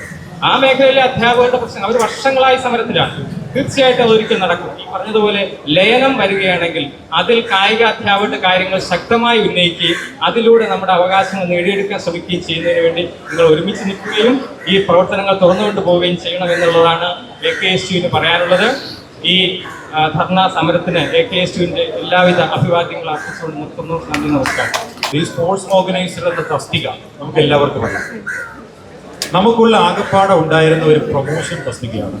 ഇന്ന് എന്താണ് ആ തസ്തികയ്ക്ക് പറ്റിയെന്ന് നമുക്ക് എല്ലാവർക്കും അറിയാം. നമ്മോടൊപ്പമുള്ള ഒരു അധ്യാപകന്റെ പ്രൊമോഷൻ സാധ്യതയ്ക്കെതിരെ പോലും വിരൽ ചൂണ്ടാനും പരാതി കൊടുക്കാനും നമുക്കിടയിലുള്ള അധ്യാപകർ ശ്രമിക്കുന്ന അവസ്ഥയിലാണ് നമ്മൾ നിൽക്കുന്നത്. നമ്മളൊന്ന് മാറി ചിന്തിക്കേണ്ടിയിരിക്കുന്നു. അവരെയൊക്കെ നമ്മൾ മാറ്റി നിർത്തേണ്ടിയിരിക്കുന്നു. വേറൊരു കാര്യം കൂടി സാറ് പറഞ്ഞതിനോട്, നമ്മൾ സാർ ഈ മത്സര നടത്തിപ്പ് നമ്മൾ മാത്രമേ ബുദ്ധിമുട്ടിക്കുന്നുള്ളൂ. ഇപ്പം കലോത്സവമായിക്കോട്ടെ, ശാസ്ത്രമേള ആയിക്കോട്ടെ, ഒരു കലാ അധ്യാപകനെയും ഒരു വർക്ക് എക്സ്പീരിയൻസ് അധ്യാപകനെയും ഈ ചുമതല ഏൽപ്പിക്കുന്നതായി നമ്മളാരും കാണുന്നു. അവിടെയൊക്കെ ജഡ്ജസിന് 10,000-വും 8,000-വും ഫീസ് കൊടുത്ത്, കാറ് വിട്ടുകൊടുത്ത്, പ്രത്യേകം അക്കോമഡേഷൻ കൊടുത്തൊക്കെ തന്നെയാണ് പൊതുവിദ്യാഭ്യാസ വകുപ്പ് നാളിതുവരെയും കാര്യങ്ങളൊക്കെ നടത്തുന്നത്. ദയവ് ചെയ്ത് അത്തരത്തിലുള്ള പ്രവർത്തനങ്ങളിൽ നിന്ന് കായികാധ്യാപകരെ വിട്ടു തരണം. നമുക്ക് ഒരുപാട് കാര്യങ്ങൾ സ്കൂൾ തലത്തിൽ ഒരുപാട് കാര്യങ്ങൾ പഠിപ്പിക്കാനുണ്ട്. പഠിപ്പിക്കാൻ മാത്രമല്ല, കുഞ്ഞുങ്ങൾക്ക് മേജർ ഗെയിംസ് ആയിരുന്നാലും ശരി, മൈനർ ഗെയിംസ് ആയിരുന്നാലും ശരി, അത് പ്രാക്ടീസ് ചെയ്യിപ്പിക്കണം. അതിൻ്റെ പ്രാക്ടിക്കൽ പരീക്ഷയുണ്ട്, കളക്ട് ചെയ്തിട്ടുണ്ട്. അത്തരത്തിൽ ഒരുപാട് വർക്കുകൾ നമുക്കുണ്ട്. അതിലുപരി ഇത്തവണ ലഹരിക്കെതിരെയുള്ള കൂട്ടായ്മയിൽ നമ്മൾ പങ്കാളികളാണ്. നമുക്ക് അതിന് വിരോധമില്ല. പക്ഷെ നമ്മളെ അത്തരത്തിൽ എക്സ്ട്രാ വർക്ക് തരുമ്പോൾ നമ്മളെ അതിന് വേണ്ട രീതിയിൽ പരിഗണിച്ചുവെങ്കിൽ നമുക്ക് സന്തോഷമേ ഉള്ളൂ. അത്തരത്തിലുള്ള ഒരു വിട്ട് നിൽക്കുന്ന ഒരു സംഭവമായിട്ടാണ് നമ്മൾ മുന്നോട്ട് പോകുന്നത്. ഞാൻ എനിക്ക് പറയുന്നില്ല. ബഹുമാനായ KPSTയുടെ ജില്ലാ പ്രസിഡന്റ് ശ്രീ ഷമീം സാർ ഇവിടെയുണ്ട്. അദ്ദേഹത്തെ ആദരപൂർവ്വം ഈ ധർണാ സമരത്തിൽ ആശംസ അർപ്പിക്കാൻ ശ്രമിക്കുക. കേരളത്തിലെ സർക്കാർ, ഭരിച്ചുകൊണ്ടിരിക്കുന്ന സർക്കാർ ഇപ്പോൾ ആരോഗ്യ കായിക മേഖലയിൽ വളരെയധികം മാറ്റങ്ങൾ കൊണ്ടുവരുന്നതിന് വേണ്ടിയിട്ട് നിരവധിയായിട്ടുള്ള പ്രവർത്തനങ്ങളുമായിട്ട് മുന്നോട്ട് വരുമ്പോഴാണ് ഇത്തരത്തിലൊരു സമരപരിപാടിയുമായി കേരളത്തിലെ കായിക അധ്യാപകർ ഓഫീസുകളുടെ മുന്നിൽ ഇവിടെ ഉദ്ഘാടക പറഞ്ഞതുപോലെ ഗതികേടിൻ്റെ പാതയിൽ നിന്നുകൊണ്ട് ഒരു സമരവുമായിട്ട് നിൽക്കുന്നത് എന്ന് കാണുമ്പോൾ വളരെയധികം വിഷമം തോന്നുന്ന അവസ്ഥയാണ്. ഇവിടെ പൊതുവിദ്യാലയങ്ങൾ ശാക്തീകരിക്കുന്നതിന് വേണ്ടി നമ്മൾ നിരന്തരമായിട്ടുള്ള പരിപാടികളുമായിട്ട്, 100 കണക്കിന് പദ്ധതികളുമായിട്ട് കേരളത്തിലെ കുറേ 9 വർഷക്കാലമായിട്ട് നമ്മൾ ഒരുപാട് മാറ്റങ്ങൾ കൊണ്ടുവരുന്നതിന് വേണ്ടിയിട്ട് ഒരു സർക്കാർ ശ്രമിച്ചുകൊണ്ടിരിക്കുന്നു. ഇവിടെ അതിൻ്റെ ഭാഗമായിട്ട് നിൽക്കുന്ന അധ്യാപകർ ഇവിടെ തെരുവോരങ്ങളിൽ സമരം നടത്തുന്നു. ഇവിടെ നിരന്തരമായ സമരങ്ങൾക്ക് ഞങ്ങൾ പിന്തുണ പ്രഖ്യാപിക്കുകയാണ്. ഇവിടെ കായിക അധ്യാപകരുടെ പ്രശ്നങ്ങളുമായി ബന്ധപ്പെട്ടുകൊണ്ട് KPSTയുടെ പൂർണ്ണ പിന്തുണ ആദ്യമേ തന്നെ ഇവിടെ അറിയിക്കുമെന്നു എന്നുള്ള കാര്യം ഇവിടെ അറിയിക്കുക. നിങ്ങളുടെ പ്രശ്നങ്ങൾ ഇവിടെ പറഞ്ഞ പോലെ 21ഓളം ആവശ്യങ്ങൾ നിങ്ങൾ ഉന്നയിച്ചിട്ടുണ്ട്. ഈ ആവശ്യങ്ങളിൽ നിങ്ങൾ വരെ പറഞ്ഞുകൊണ്ടിരിക്കുന്നത് 1:300 എന്നുള്ളതാണ്. ഞങ്ങളുടെ ആവശ്യം 1:250 എന്നുള്ളതാണ്. KPSC ആവശ്യപ്പെടുന്നത് 250 കുട്ടികൾക്ക് ഒരു അധ്യാപകൻ എന്ന നിലയിൽ പ്രൈമറി അല്ലെങ്കിൽ പ്രൈമറി മേഖല മുതൽ ഹയർ സെക്കൻഡറി വരെയുള്ള മേഖലകളിൽ ഓരോ സെക്ഷനായിട്ട് ഓരോ അധ്യാപകരെ നിയമിക്കണം എന്നുള്ളതാണ്. ഇവിടെ 2013-14 കാലഘട്ടങ്ങളിൽ വിദ്യാഭ്യാസ പാഠ്യപദ്ധതി കൊണ്ടുവന്നു. കായിക വിദ്യാഭ്യാസം ഞാൻ മനസ്സിലാക്കുന്നത് ആ കാലഘട്ടത്തിലാണ് കൊണ്ടുവന്നത്. ഉമ്മൻചാണ്ടി സർക്കാരിന്റെ കാലത്ത് ആ പാഠ്യപദ്ധതി നിങ്ങൾക്ക് കായിക വിദ്യാഭ്യാസത്തിനുള്ള പുസ്തകം കൊണ്ടുവന്നു. എത്രത്തോളം പാഠപുസ്തകങ്ങൾ അത് സ്കൂളുകളിൽ അത് നടപ്പാക്കുന്നു എന്നുള്ളത് നമ്മളൊന്ന് പരിശോധിക്കേണ്ടതുണ്ട്. എത്ര കായിക അധ്യാപകരാണ് പ്രൈമറി മേഖലയിലുള്ളത്? ഞങ്ങളുടെയൊക്കെ സ്കൂളുകളിൽ ആ പുസ്തകത്തിനെ കുറിച്ചൊന്നും പറയാറ് പോലും. ഞങ്ങളിവിടെ ഇനിയിപ്പോൾ വരാൻ പോകുന്നത് അടുത്ത മാസം കായിക മേളകൾ ആരംഭിക്കാൻ പോവുകയാണ്.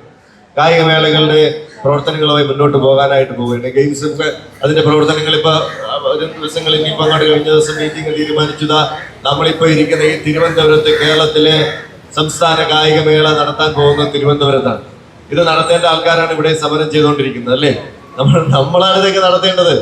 ആ നടത്തേണ്ടവരുടെ ആവശ്യങ്ങളെ കണ്ണടച്ചുകൊണ്ട് മുന്നോട്ട് പോകുന്ന സർക്കാർ, നമ്മളിവിടെ എല്ലാ സംഘടനകളും ഉണ്ട്, എങ്കിലും ഞങ്ങൾക്ക് പറയാതിരിക്കാൻ നിവൃത്തിയില്ല.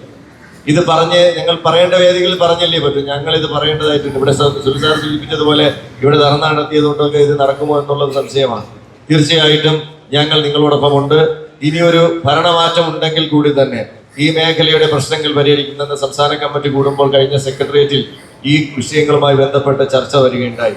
കായിക മേഖലയിലെ അധ്യാപകർ നിരവധിയായിട്ടുള്ള ഞങ്ങളുടെ സംഘടനയുമായി ബന്ധപ്പെട്ട് പ്രവർത്തിക്കുന്ന ഇവിടെ ഇരിക്കുന്ന ഷെരീഫ് സാർ അടക്കമുള്ള നിങ്ങളുടെ സംഘടനയിൽപ്പെട്ട ആളാണെങ്കിൽ കൂടിയും KPSC-കാരനായിട്ടുള്ള ആളാണ്. ഞങ്ങളുടെ സംഘടനയിലൊക്കെ പ്രവർത്തിക്കുന്നത് പലരും ഇവിടെ ഇരിപ്പുണ്ട്.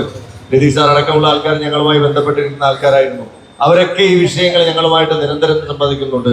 വിജിൻ സാർ അടക്കമുള്ള ആൾക്കാർ ഈ വിഷയങ്ങൾ സൂചിപ്പിക്കുന്നുണ്ട്. ഇവിടെ ഏറ്റവും ഒടുവിൽ നിങ്ങൾ മനസ്സിലാക്കുമ്പോൾ ഇത് നടത്തുന്നതിനുള്ള പൈസ പോലും കൃത്യമായിട്ട് നിങ്ങൾക്ക് ലഭിക്കുന്നില്ല എന്ന് ഷിഹാബുദ്ദീൻ സാർ ഇവിടെ സൂചിപ്പിക്കുമ്പോഴും ഏറ്റവും വിഷമകരമായ ഒരു അവസ്ഥയാണത്. ഇത് നടത്തുന്നതിന് വേണ്ടിയിട്ട് ഈ അധ്യാപകരുടെ മാഡം സൂചിപ്പിച്ചതുപോലെ നിരവധിയായിട്ടുള്ള പ്രശ്നങ്ങൾ അവർ നേരിടുന്നുണ്ട്. അധ്യാപകർ കുട്ടികളെ കൊണ്ടുപോകുന്നതിനായിരുന്നാലും അവരുടെ കാര്യങ്ങൾ നോക്കുന്നതായിരുന്നാലും. ഞാൻ കായികമേളയിൽ കഴിഞ്ഞ ജില്ലാ കൺവീനറായിട്ടിരുന്ന ഒരാളാണ്. നിങ്ങളുടെ ഫുഡ് കമ്മിറ്റിയുമായി ബന്ധപ്പെട്ട് പ്രവർത്തിച്ചപ്പോൾ അതിന്റെ കൺവീനറായിട്ട് പ്രവർത്തിച്ച ഒരാൾ കൂടിയാണ്. ഏറ്റവും മെച്ചപ്പെട്ട രീതിയിൽ ഭക്ഷണം കൊടുക്കണമെന്ന് കൊടുത്തില്ലേ? തൃപ്തികരമായിരുന്നോ? നിങ്ങളാണത് പറയാനുള്ളത്. കഴിഞ്ഞ വർഷം നമ്മൾ കൊടുത്തപ്പോൾ കൃത്യമായിട്ട് ഞങ്ങളത് ഒരു ബുദ്ധിമുട്ടില്ലാത്ത രീതിയിൽ, കാരണം മഴയത്താണ് നമ്മളത് നടത്തിയത്, അതിന് നിങ്ങൾ പ്രത്യേകം അഭിനന്ദിക്കുന്നു. ആ മത്സരങ്ങൾ നടത്തി തീർക്കാൻ നിങ്ങൾ എടുത്ത ഒരു എഫർട്ട് കൃത്യമായിട്ട് അതിനെ സമയബന്ധിതമായി പൂർത്തീകരിക്കാൻ 3 ദിവസത്തിൽ ആദ്യത്തെ ദിവസം മഴയായിരുന്നിട്ട് കൂടി ആ വൈകുന്നേരത്തെ ഒരു ഇവന്റ് നടത്തിക്കൊണ്ട് അടുത്ത ദിവസങ്ങൾ അതിന്റെ പ്രവർത്തനങ്ങളുമായിട്ട് അത് സമയബന്ധിതമായി പൂർത്തിയാക്കി ഈ പ്രവർത്തനങ്ങളുമായി നിങ്ങൾ മുന്നോട്ട് പോവുകയാണ്. അപ്പോൾ അതിന്റെ സാമ്പത്തിക കാര്യങ്ങൾ കൃത്യമായിട്ട് നടത്തേണ്ട ഓഫീസിന്റെ മുന്നിലിരുന്നാണ് നമ്മളിതൊക്കെ ചെയ്യുന്നത്. തീർച്ചയായിട്ടും ഇതിന്റെ അധികാരികൾ ഇവിടെ സമരം നടക്കുമ്പോൾ അതിന്റെ മുഖം തിരിഞ്ഞു നിൽക്കാതെ എവിടെ സമരം നടത്തിയാലും ഒരു വശത്ത് പ്രീ പ്രൈമറി അധ്യാപകരുടെ പ്രശ്നങ്ങൾ ഇവിടെ ആരോ സൂചിപ്പിക്കുകയുണ്ടായി. പ്രീ പ്രൈമറി മേഖലയിലെ അധ്യാപകർക്ക് കോടതി ഉത്തരവ് പ്രകാരം തുച്ഛമായ വേതനത്തിൽ അവർ ജോലി ചെയ്ത് 5000 രൂപയ്ക്കും 6000 രൂപയ്ക്കും 10000 രൂപയ്ക്കും ഒക്കെ ജോലി ചെയ്യുമ്പോൾ അവർക്ക് കൃത്യമായ വേതന വ്യവസ്ഥകൾ കൊടുക്കണമെന്ന് കോടതി ഉത്തരവുണ്ടായിട്ട് പോലും സാമ്പത്തിക ബാധ്യതയുടെ പേരിൽ അവർ പുറത്തെറിഞ്ഞു നിർത്തിയിരിക്കുന്നു. അവരുടെ സംരക്ഷിച്ച് അവരെ നിലനിർത്തിക്കൊണ്ട് ഇത്തരത്തിൽ കാലഹരണപ്പെട്ട ഒരു 60 വർഷങ്ങൾ പഴക്കമുള്ള ഒരു ഉത്തരവും പിടിച്ചുകൊണ്ടിരിക്കാതെ കാലഘട്ടത്തിനനുസരിച്ച് പൊതുവിദ്യാലയങ്ങൾ സംരക്ഷിക്കുന്നതിന് കായികാധ്യാപകരുടെ പ്രശ്നങ്ങളെ പരിഹരിക്കുന്നതിന് വേണ്ടിയിട്ട് ഇറക്കിയിരിക്കുന്ന ആ ഉത്തരവുകളും മാറ്റം വരുത്തിക്കൊണ്ട് ഈ കാലഹരണപ്പെട്ട ഈ ഉത്തരവുകൾ പിൻവലിച്ചുകൊണ്ട് പുതിയ ഉത്തരവുകളിലേക്ക് പ്രൈമറി മേഖല മുതൽ ഹയർ സെക്കൻഡറി മേഖല വരെയുള്ള അധ്യാപകർക്ക് ജോലി സംരക്ഷണം, കായിക അധ്യാപകർക്ക് ജോലി സംരക്ഷണം കൊടുക്കുന്നതിനുള്ള തീരുമാനവുമായി സർക്കാർ മുന്നോട്ട് പോകണമെന്ന്, അതുപോലെ ഇതിന്റെ അധികാരികൾ മുന്നോട്ട് പോകണമെന്ന് ഈ യോഗത്തിൽ ഞങ്ങൾ ആവശ്യപ്പെടുകയാണ്. അതുപോലെ 10ാം ക്ലാസ്സിലെ അധ്യാപകർക്കുള്ള ക്ലാസിന്റെ പീരീഡുകൾ പരിഗണിച്ചുകൊണ്ട് ഹൈസ്കൂളിന്റെ തസ്തികൾക്ക് സംരക്ഷണം നൽകണമെന്ന് ആവശ്യപ്പെടുകയാണ്. അങ്ങനെ അധ്യാപകർക്കുള്ള പ്രശ്നങ്ങളുമായി ബന്ധപ്പെട്ട് പോകുമ്പോൾ ഒരിക്കൽ കൂടി ഞാൻ ആവശ്യപ്പെടുകയാണ്, മുഖം തിരിഞ്ഞു നിൽക്കാതെ ഇവിടെ പറയുന്ന 21ഓളം വരുന്ന ആവശ്യങ്ങൾ ഇവിടെ നിങ്ങൾക്ക് എല്ലാവർക്കും അറിയാവുന്ന ആവശ്യങ്ങളാണ്. ആരോഗ്യ കായിക വിദ്യാഭ്യാസം നിർബന്ധിത പാഠ്യ വിഷയമാക്കണം എന്നുള്ളത്. ആ നിർബന്ധിത പാഠ്യ വിഷയമാക്കുമ്പോഴും അത് പഠിപ്പിക്കേണ്ട അധ്യാപകർക്ക് സംരക്ഷണം കൊടുത്തുകൊണ്ടുള്ള ഒരു നിലപാടുമായിട്ട് എയ്ഡഡ് വിദ്യാലയങ്ങൾ ഒരുപോലെ ബാധകമാക്കിക്കൊണ്ടുള്ള കാലോചിതമായ മാറ്റങ്ങൾ, പരിഷ്കാരങ്ങൾ ഈ ഗവൺമെന്റും ഇനി വരുന്ന ഗവൺമെന്റുകൾ അടക്കമുള്ളവർ ചെയ്യണം. കാരണം ഈ 1 വർഷം കൂടെ ഞാനിത് പറയുന്നത്, ഒരു ഭരണമാറ്റം ഉണ്ടെങ്കിൽ അതുണ്ടാകും എന്നുള്ളതാണ് ഞങ്ങൾ എല്ലാം മനസ്സിലാക്കുന്നത്. തീർച്ചയായിട്ടും നിങ്ങളോടൊപ്പം ഞങ്ങൾ ഉണ്ടാകും. ആ മാറ്റത്തിൽ കായിക അധ്യാപകരുടെ പ്രശ്നങ്ങളുമായി ബന്ധപ്പെട്ട ആദ്യ കാലഘട്ടങ്ങളിൽ വരുന്ന ആ ചർച്ചകളിൽ ഞങ്ങൾ നിങ്ങളോടൊപ്പം ഉണ്ടാകുമെന്ന ഈ അവസരത്തിൽ ഉറക്കെ പ്രഖ്യാപിക്കുകയാണ്. തീർച്ചയായിട്ടും നിങ്ങൾക്ക് ഈ അധ്യാപക സംരക്ഷണം നിങ്ങളുടെ പ്രൈമറി മേഖലയിലടക്കം, ഞാൻ നേരത്തെ സൂചിപ്പിച്ചതുപോലെ എൻ്റെ വിദ്യാലയത്തിലടക്കം ഞങ്ങളിപ്പോ കായിക അധ്യാപകനെ പുറത്തു നിന്ന് കൊണ്ടുവന്നാണ് പഠിപ്പിക്കുന്നത്. അതായത് ക്ലബ്ബുകളുമായി ബന്ധപ്പെടുത്തിക്കൊണ്ട്, അതായത് പല ക്ലബ്ബുകളും നമ്മുടെ ആയിട്ടുള്ള ചെറുപ്പക്കാരായിട്ടുള്ള നിരവധി ആയിട്ടുള്ള ആൾക്കാരുണ്ട്. അവിടെ ഞങ്ങളൊക്കെ മത്സരത്തിൽ പങ്കെടുക്കുമ്പോൾ കുട്ടികൾക്ക് പ്രൈമറി മേഖലയിൽ 5, 6, 7 വയസ്സുള്ള കുട്ടികൾക്ക് വരെ അതിന്റെ പ്രാധാന്യം മനസ്സിലാക്കി കൊടുത്തുകൊണ്ട്, കാരണം ഒരു ഓട്ടത്തിന് അല്ലെങ്കിൽ ഒരു ലോങ് ജമ്പിന് അല്ലെങ്കിൽ ഹൈ ജമ്പിന് അല്ലെങ്കിൽ അതുമായി ബന്ധപ്പെട്ട സ്റ്റാൻഡിംഗ് ബ്രോഡ് ജമ്പ് അടക്കമുള്ള മത്സരങ്ങൾ നമ്മൾ നടത്താറുണ്ട്. അതിന്റെയൊക്കെ എങ്ങനെയാണ് ഒരു കുട്ടി അതിലേക്ക് തയ്യാറാവേണ്ടത് ഇപ്പൊ ഞങ്ങൾക്കൊന്നും ഒന്ന് പറഞ്ഞു കൊടുക്കാൻ പറ്റത്തില്ല. ഈ സ്പോർട്സുമായി ബന്ധപ്പെട്ട് നിന്ന് പ്രവർത്തിക്കുന്നവർക്ക് കൂടുതൽ കാര്യങ്ങൾ അതിന്റെ എങ്ങനെ ടൈമിംഗ് അനുസരിച്ച് ഓടുന്നതിന്, അവർക്ക് പ്രാക്ടീസ് കൊടുക്കുന്നതിന് ഒക്കെ ഞങ്ങൾ പുറത്തുനിന്ന് ആളെ വെച്ചാണ് പഠിപ്പിക്കുന്നത്. അപ്പൊ അതൊക്കെ മനസ്സിലാക്കിക്കൊണ്ട് ഇതിന്റെ ഗൗരവം എത്രത്തോളം കുട്ടികളുടെ കായികക്ഷമത വർദ്ധിപ്പിക്കുന്നതിന് അധ്യാപകർ എടുക്കുന്ന ഒരു എഫർട്ടിനെ ഈ അധികാരി വർഗം കൂടി നേരിട്ട് കാണാൻ ഇവിടെ ആരൊക്കെയോ പിന്നെ കൂടെ നിന്നുകൊണ്ട് കുതികാൽ വെട്ടുന്നതായിട്ടൊക്കെ എനിക്ക് ഇവിടെ സംസാരിച്ചപ്പോൾ കേൾക്കാൻ സാധിക്കും. തീർച്ചയായും അങ്ങനെയുള്ളവരെ ഉണ്ടെങ്കിൽ ഇതിനകത്തുള്ള കള്ളനാണയങ്ങളെ തിരിച്ചറിഞ്ഞുകൊണ്ട് നിങ്ങൾ അത്തരം പ്രശ്നങ്ങളുമായി അധ്യാപകരുടെ പ്രശ്നങ്ങൾ, നിങ്ങളുടെ പ്രശ്നങ്ങൾ എന്ന് പറഞ്ഞാൽ നമ്മുടെ എല്ലാവരുടെയും ഞാനും അധ്യാപകനാണ്. അപ്പോൾ ഞങ്ങനെ വന്ന് പറയുമ്പോൾ നമ്മുടെ ഈ പ്രശ്നങ്ങൾ ഇത്തരത്തിൽ നിൽക്കുന്ന ഈ ഓട്ട നാണയങ്ങളെ നമ്മൾ തിരിച്ചറിഞ്ഞുകൊണ്ടും അവർക്ക് ഇതിൽ നിന്ന് മാറ്റി നിർത്തിക്കൊണ്ട് തെറ്റായ രീതിയിൽ നമ്മുടെ അധികാരികൾക്ക് മുന്നിലേക്ക് ഓരോ ആശയങ്ങൾ പറഞ്ഞു കൊടുക്കുന്ന ആൾക്കാരുണ്ട്. അത് വിദ്യാഭ്യാസ മേഖലയിൽ അടക്കം എല്ലാ സ്ഥലത്തും അതുണ്ട്. അതിൻ്റെയൊക്കെ ഫലമായിട്ടാണ് ഞങ്ങൾക്ക് കിട്ടേണ്ട ജോലി സംരക്ഷണമായിരുന്നാലും ശമ്പള പരിഷ്കരണമായിരുന്നാലും അതും കൂടി നമുക്ക് ഇതിനകത്ത് പറഞ്ഞു പോകാം. നിങ്ങൾക്ക് കിട്ടുന്ന വേതനം കൃത്യമായിട്ടും ഹൈസ്കൂളുകാർക്ക് പ്രത്യേക വേതനം ഉണ്ടാക്കി അതിന് വേതന വ്യവസ്ഥകൾ തന്നെ ഉണ്ടാക്കണം. UP ഹൈസ്കൂൾ എല്ലാവർക്കും ഒരേ സ്കെയിലായിട്ട് പൊയ്ക്കൊണ്ടിരിക്കുന്നത് മാറിക്കൊണ്ട് അതിലും മാറ്റം വരുത്തിക്കൊണ്ട് കൃത്യമായിട്ട് നമ്മുടെ പിന്നെ മേഖലയെ സംരക്ഷിക്കുന്നതിന് ശമ്പള പരിഷ്കരണം അടക്കം DA അടക്കമുള്ള പ്രശ്നങ്ങളിൽ നിരവധിയായിട്ടുള്ള സമരങ്ങൾ ചെയ്ത ഒരു സംഘടന എന്ന നിലയ്ക്ക് കഴിഞ്ഞ 9 വർഷക്കാലമായി പ്രൈമറി മേഖലയിലെ അധ്യാപകരുടെ പ്രശ്നങ്ങളുമായി ബന്ധപ്പെട്ട് അല്ലെങ്കിൽ ഹൈസ്കൂൾ മേഖലയിലെ പ്രശ്നങ്ങൾ, ഹയർ സെക്കൻഡറി മേഖലയിലെ പ്രശ്നങ്ങൾ, അധ്യാപകരുടെ പ്രശ്നങ്ങളുമായി ബന്ധപ്പെട്ട് നിരന്തരം സമരം ചെയ്യുന്ന ഒരു സംഘടന 9 വർഷക്കാലം തെരുവോരങ്ങളിൽ സമരങ്ങളും കോവിഡ് കാലത്തെ അതിജീവിച്ചുകൊണ്ട്, അതുപോലെ ഞങ്ങൾ പറയാണ് ഇതിനും അതിജീവിച്ചു പോകുന്ന ഒരു സമയം വരും. ആ സമയത്ത് നിങ്ങളോടൊപ്പം ഞങ്ങളെല്ലാം ഉണ്ടാകും, KPSC ഉണ്ടാകുമെന്ന് മാത്രം പറഞ്ഞുകൊണ്ട് അധികം സമയമെടുക്കുന്നില്ല. മഴ പ്രതികൂലമായി നിൽക്കുന്നു. ഞാൻ അപ്പോഴും ഇങ്ങനെ സംസാരിച്ചുകൊണ്ടിരുന്ന നിങ്ങൾ തന്നെ ആലോചിക്കും, ഈ സാറിങ്ങനെ ഇരുന്നല്ല മഴയത്ത് പെട്ടുപോകും എന്നുള്ളത് കൊണ്ടും ഞാൻ എന്ത് ചെയ്യുന്നു, ഞാൻ എൻ്റെ കർത്തവ്യത്തിൽ നിന്ന് വിരമിക്കുകയാണ്. ഈ പരിപാടിക്ക് എല്ലാവിധ ആശംസകളും എന്നെ ക്ഷണിച്ച ജില്ലാ കമ്മിറ്റിക്ക് അറിയിപ്പ് തന്നുകൊണ്ട് ഷിയാബ് സാർ കഴിഞ്ഞ ദിവസം വിളിച്ചു. തീർച്ചയായിട്ടും ഇനിയും ഇത്തരം സമരങ്ങളിൽ നിങ്ങളോടൊപ്പം ഞങ്ങൾ ഉണ്ടാകുമെന്ന് മാത്രം പറഞ്ഞുകൊണ്ട് എല്ലാവർക്കും എല്ലാവിധ അഭിവാദ്യങ്ങളും ഐശ്വര്യങ്ങളും നേർന്നുകൊണ്ട് നിർത്തുന്നു. ജയ്. വേറൊരു കാര്യം കൂടി ബഹുമാനപ്പെട്ട നേതാക്കൾ മനസ്സിലാക്കേണ്ടത്, കേരളത്തിൽ കായിക അധ്യാപകർക്ക് കിട്ടാനുള്ള 2,15,00,000 രൂപയാണ് സബ് ജില്ലാ സെക്രട്ടറിമാർക്കും റവന്യൂ ജില്ലാ സെക്രട്ടറിമാർക്കും കേരളത്തിൽ കിട്ടാനുള്ളത്. ഇത് മുന്നിൽ കണ്ടിട്ട് വേണം നിങ്ങൾ ഇനിയുള്ള മത്സരങ്ങൾ ഏറ്റെടുത്ത് നടത്തേണ്ടതെന്ന് ഞാൻ കൂട്ടിച്ചേർക്കുകയാണ്. ബഹുമാന്യായ ശ്രീ ലതീഷ് സാർ ഇവിടെയുണ്ട്. ഞാൻ സാറിനോട് തിരക്കുണ്ടോ എന്ന് ചോദിച്ചപ്പോഴത്തേക്ക് ഇല്ല, ഞാൻ ഏറെ വൈകിയേ പോകുള്ളൂ എന്ന് പറഞ്ഞുകൊണ്ടാണ് ഞാൻ നേരത്തെ ക്ഷണിക്കാത്തത്. അദ്ദേഹം KPCC കായിക ഘടകത്തിന്റെ ജില്ലാ സെക്രട്ടറി കൂടിയാണ്. ഏറെ ആദരവ് ക്ഷണിക്കുന്നത്. Thank you sir. ഞാനിത് പറയുന്നത് KPCCയുടെ കായിക വിഭാഗം എന്നുള്ള നിലയിൽ ഞങ്ങൾ ഈ സംസ്ഥാനത്തെ കായിക രംഗത്തെ അഭിജയത്തിനെതിരെ ശക്തമായ പ്രക്ഷോഭ പരിപാടികളുമായി മുന്നോട്ട് പോവുകയാണ്. ഇന്നിവിടെ KPCCയുടെ കായിക വിഭാഗമായ ദേശീയ കായിക വേദിയുടെ സംസ്ഥാന അധ്യക്ഷൻ ശ്രീമാൻ നുജുമുദ്ദീൻ സാർ പങ്കെടുക്കേണ്ടതാണ്. അദ്ദേഹം 14 ജില്ലകളിലും സംയുക്ത കായിക അധ്യാപക സംഘടനയുടെ ആഭിമുഖ്യത്തിൽ DD ഓഫീസിന് മുന്നിൽ സമരം നടക്കുകയാണ്. പാലക്കാട് നടക്കുന്ന സമരം ഉദ്ഘാടനം ചെയ്യുന്നത് ദേശീയ കായിക വേദിയുടെ സംസ്ഥാന അധ്യക്ഷനാണ്. ആ സംഘടനയുടെ പ്രതിനിധി എന്നുള്ള നിലയിലാണ് നിങ്ങൾക്ക് അഭിവാദ്യം അർപ്പിക്കുവാനായി ഞാനിവിടെ എത്തിച്ചേർന്നത്. കായിക അധ്യാപകർ അവരുടെ ന്യായമായ ആവശ്യങ്ങൾ ഉന്നയിച്ചുകൊണ്ട് നടത്തുന്ന ഈ പ്രക്ഷോഭ പരിപാടികൾക്ക് ദേശീയ കായിക വേദിയുടെ സർവ്വവിധ പിന്തുണയും അഭിവാദ്യവും ഞാൻ അർപ്പിക്കുകയാണ്. വരും കാലങ്ങളിൽ നിങ്ങൾ നടത്തുന്ന, നേരത്തെ പലരും സൂചിപ്പിച്ചതുപോലെ, ഇതുപോലെ ഒരു ധർണയോ അല്ലെങ്കിൽ ഒരു DD ഓഫീസ് മാർച്ചോ കൊണ്ട് പരിഹരിക്കാവുന്ന പ്രശ്നമല്ല. തീർച്ചയായും നിരന്തരം സമരങ്ങളിലൂടെ നേടിയെടുത്ത അവകാശങ്ങൾ മാത്രമേ ഇന്ന് ആർക്കുമുള്ളൂ. സമരങ്ങൾ ഇതൊരു കാറ്റഗറി സംഘടനയാണ്. നമുക്കറിയാം, എനിക്ക് മുമ്പ് സംസാരിച്ച പ്രിയമുള്ള മുഖ്യധാര സംഘടനാ നേതാക്കളൊക്കെ ഞാനുമൊക്കെ അതുമായി ബന്ധപ്പെട്ട് പ്രവർത്തിച്ചിട്ടുള്ള ഒരു ഏഴംഗ അധ്യാപകൻ. പക്ഷേ നമുക്കറിയാം 20ഓളം ഡിമാൻഡുകൾ ഉന്നയിച്ചുകൊണ്ട് എല്ലാ സമര പരിപാടികളിലും ഈ മുഖ്യധാര അധ്യാപക സംഘടനകൾ സമരമുഖത്തേക്ക് വരാറുണ്ട്. അതിന്റെ ഏറ്റവും അവസാനമായി കാണുന്ന ഒരു വാചകമാണ് സ്പെഷ്യലിസ്റ്റ് അധ്യാപക പ്രശ്നം പരിഹരിക്കുക. അവസാനം 20 ഐറ്റം ഉണ്ടെങ്കിൽ അവസാനത്താണ് സ്പെഷ്യലിസ്റ്റ് അധ്യാപക പ്രശ്നം അടിയന്തരമായി പരിഹരിക്കുക. വേറെ ഒരുപാട് ഡിമാൻഡുകളുണ്ട്. അത് ഒരു കാറ്റഗറി സംഘടനയിലെ ഒരു അവകാശമായാണ് ഏറ്റവും അവസാനം വയ്ക്കുന്നത്. നമുക്കറിയാം, വിദ്യാഭ്യാസ മന്ത്രിയുമായൊക്കെ ഒരു ചർച്ച നടക്കുമ്പോൾ പ്രധാനപ്പെട്ട 2ഓ 3ഓ വിഷയങ്ങളിൽ മാത്രമാണ് ചർച്ച നടക്കാറ്. ആ വിഷയങ്ങളിൽ തന്നെ ചർച്ച മുടങ്ങി നിൽക്കും അല്ലെങ്കിൽ തടസ്സപ്പെടും.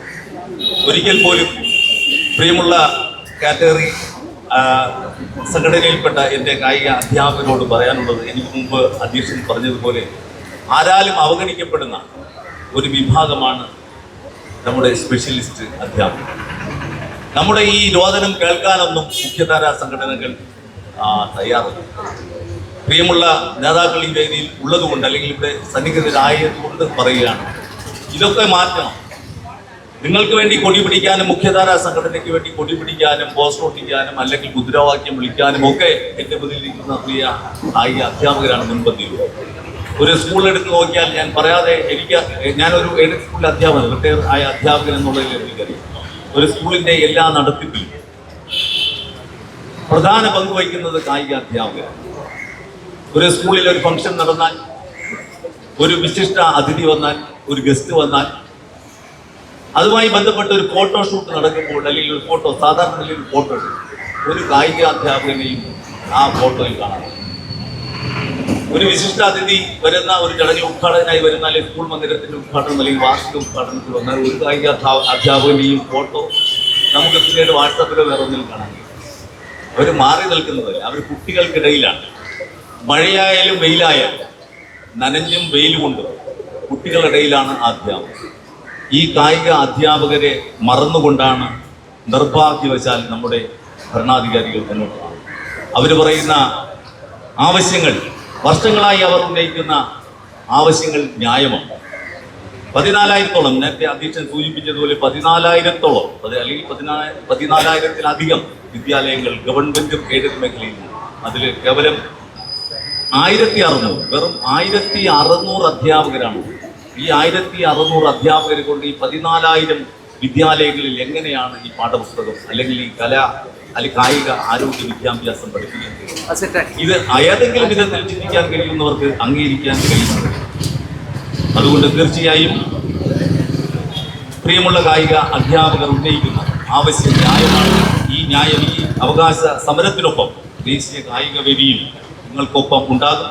സംസ്ഥാനത്തുടനീളം ദേശീയ കായിക വേദിയുടെ സമര പ്രചരണ പരിപാടികളിൽ പ്രിയമുള്ള കായിക അധ്യാപകർ ഉന്നയിക്കുന്ന ന്യായമായ അവകാശം, ന്യായമായ ആവശ്യത്തിന് മുൻഗണന നൽകിക്കൊണ്ട് തീർച്ചയായും സമരമുഖത്ത് ഞങ്ങളും നിങ്ങൾക്കൊപ്പം.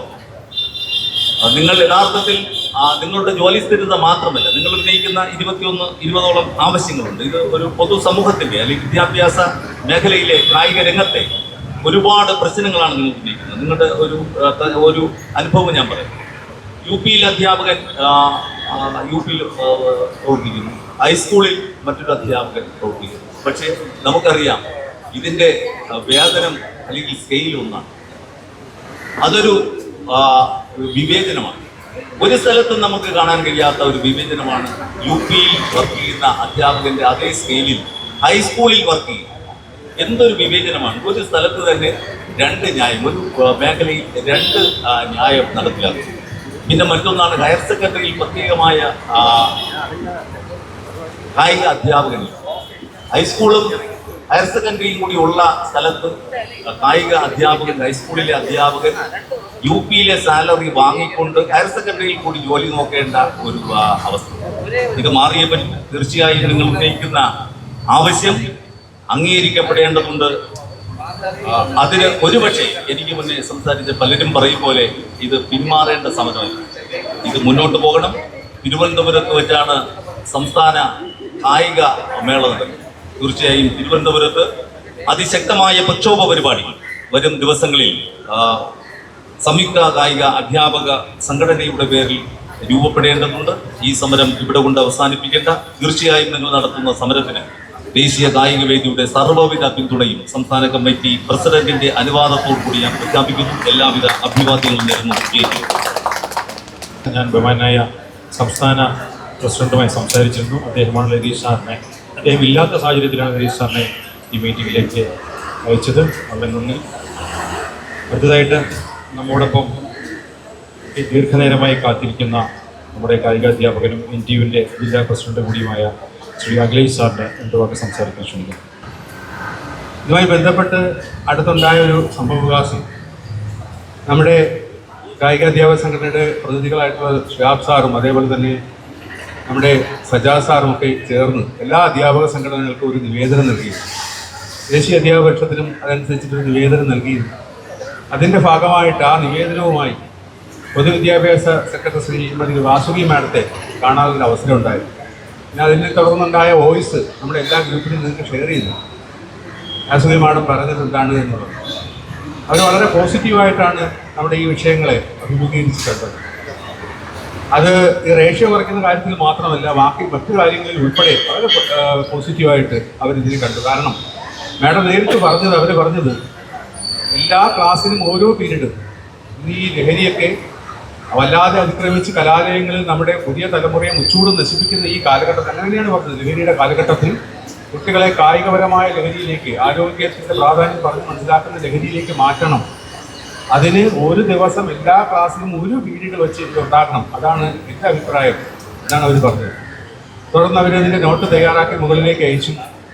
പക്ഷെ പിന്നെ അറിയാൻ സാധിച്ചത് ഭരണപരമായ ഇടപെടലുകൾ കൊണ്ട്, മറ്റു പല സാമ്പത്തിക പരാതികളുടെ കൊണ്ട് വിദ്യാഭ്യാസ വകുപ്പിൽ നിന്ന് ഫിനാൻസ് വകുപ്പിലേക്ക് പോകുന്ന ഫയലുകൾ അവിടെ തന്നെ കെട്ടിക്കിടക്കുന്നു എന്നുള്ളതാണ്. ഇത് ഞാൻ അതിനെക്കുറിച്ച് സൂചിപ്പിച്ചു എന്ന് മാത്രം. ഏകദേശം 2-3 വർഷങ്ങൾക്ക് മുമ്പ് ഇതേ മാവിൻ്റെ ചുവട്ടിൽ ഇതേപോലൊരു ധർണാ സമരം നമ്മൾ നടത്തിയിരുന്നു.